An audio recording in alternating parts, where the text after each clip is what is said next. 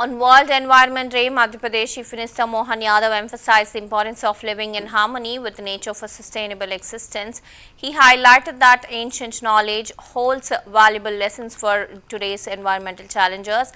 Yadav remarked the concept of recycling itself reflects how times have changed and stressed the urgent need to revive traditional wisdom to protect and preserve the environment for future generations. ऐसे प्रकृति के साथ फलने फूलने की, ये प्रकृति जिंदा रहेगी तो हमारी अपने आप अस्तित्व की पहचान हो जाएगी और इसीलिए इसके कितने उदाहरण भरे पड़े हैं। मैं बोलने के लिए काफी बातें बोल सकता हूं, लेकिन हम सब जानते हैं आज के इस दौर में हमारे उस प्राचीन ज्ञान को पुनर्स्थापित करने का एक तरह से ये वापस समय आया है। जब हम रिसाइकल पे जाने की बात करेंगे, रीयूज पे जाने की बात करेंगे, तो कैसा समय आया है अपने आप। उसी प्रकार से जब न्यूनतम संसाधनों के आधार पर हम अपना बेहतर जीवन जी सकते हैं और कितने प्रकार के उदाहरण भरे पड़े हैं। हम कल्पना करें 19वीं शताब्दी का रॉयल सोसाइटी के बीच, विद्वानों के बीच कोई बात रखो तो दुनिया मानती थी। अंग्रेजों के समय एक पद्धति प्रारंभ हो गई, पौधों में प्राण होते हैं, ये दुनिया मानती नहीं थी। लेकिन हमारी तो परमात्मा की दया से अलग प्रकार की सोच थी।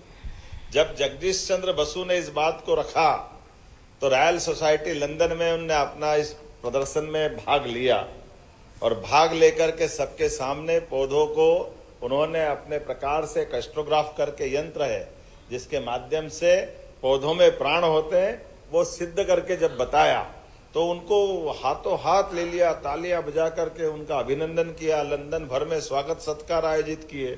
पत्रकारों ने उनसे पूछा कि आपने कितना बड़ा काम किया है, ये दुनिया में पहली बार ध्यान में आया और आपका यहाँ कितना सम्मान हुआ। उनने सबको धन्यवाद कहा। उनने कहा आपका भारत में भी बहुत, पूरे देश में सम्मान होगा। बोले मेरे भारत में सम्मान नहीं होगा।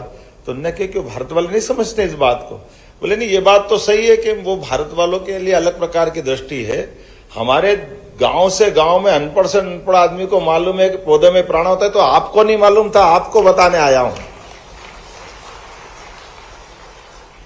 ये प्रकृति का रहस्य, ज्ञान का नीचे तक की जड़ों की गहराई अतीत के काल से ये हमारे उस दौर की याद दिलाती है जिसके आधार पर आज हमारे उसी वैज्ञानिक जी के माध्यम से, जगदीश चंद्र बसु वो महान वैज्ञानिक जिन्हें रेडियो तरंगों के बारे में भी बात कही कि रेडियो तरंगे के आधार पर वो द्रव्य में, प्रकाश में, सभी प्रकार गैस में, सभी दूर से तरंगे निकल सकती है। सेमीकंडक्टर में क्या है, यही तो है, इसके बाहर क्या है। तो ये तब कह रहे हैं आज से 150 साल पहले, उस दौर में भी। और इसीलिए उनने दूसरा